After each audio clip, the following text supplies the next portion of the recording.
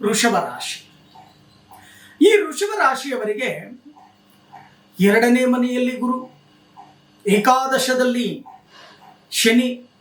ನಾವು ಒಂದು ಮಂತ್ರವನ್ನು ಹೇಳಬೇಕಾದ್ರೆ ಆದಿತ್ಯಾನಾಂ ನವಾನಾಂ ಗ್ರಹಾಣಾಂ ಅತಿ ಶೀಘ್ರ ಏಕಾದಶ ಸ್ಥಾನೇಶು ಶುಭ ಫಲ ಅವಾಪ್ಯರ್ಥಂ ಅಂತ ಹೇಳಿ ಮಂತ್ರದಲ್ಲಿ ಸಂಕಲ್ಪವನ್ನು ಮಾಡ್ತೀವಿ. ಅಂದರೆ ಎಲ್ಲ ಗ್ರಹಗಳೇ ಏಕಾದಶ ಸ್ಥಾನಕ್ಕೆ ಬನ್ನಿ, ಫಲವನ್ನು ಕೊಡಿ.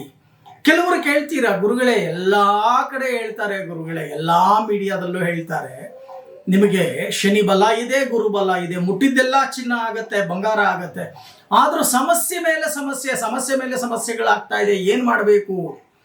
ಕೆಲವರಿಗೆ ಆಗ್ತಾ ಇದೆ, ಆದರೆ ಕೆಲವರಿಗೆ ಆಗ್ತಾ ಇಲ್ಲ, ಏನು ಮಾಡಬೇಕು? ಬಹಳಷ್ಟು ಜನರ ಪ್ರಶ್ನೆ.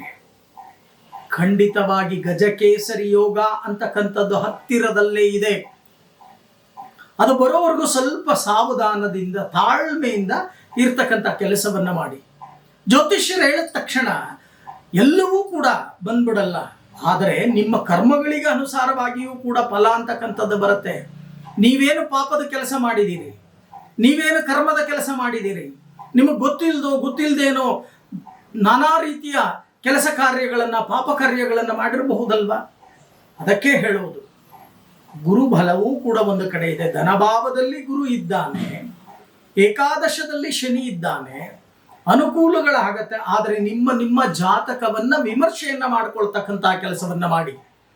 ನಿಮ್ಮ ಜಾತಕದಲ್ಲಿ ಕಾಲ ಸರ್ಪದೋಷವಾಗಲಿ, ಅಪೂರ್ಣ ಕಾಲ ಸರ್ಪದೋಷವಾಗಲಿ, ಅಥವಾ ಪಿತೃಕಾರಕ, ನ್ಯಾಯಕಾರಕ, ಕರ್ಮಕಾರಕ, ಪಿತೃಕಾರಕ ಗುರು, ಧರ್ಮಕಾರಕ ಗುರು, ನ್ಯಾಯಕಾರಕ ಶನಿ, ಕರ್ಮಕಾರಕ ಶನಿ, ಇವರ ಬಲ ಅಂತಕ್ಕಂಥದ್ದು ಎಷ್ಟರ ಮಟ್ಟಿಗಿದೆ ನಿಮ್ಮ ಜಾತಕದಲ್ಲಿ, ಅದನ್ನು ಮೊದಲು ನೋಡ್ಕೊಳ್ಳಿ.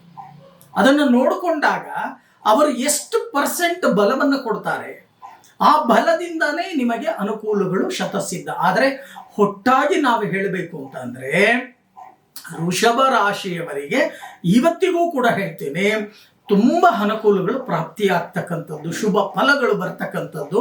ಅದನ್ನು ನೀವು ರೆಡಿ ಆಗ್ತಕ್ಕಂಥ ಕೆಲಸವನ್ನು ಮಾಡಿ.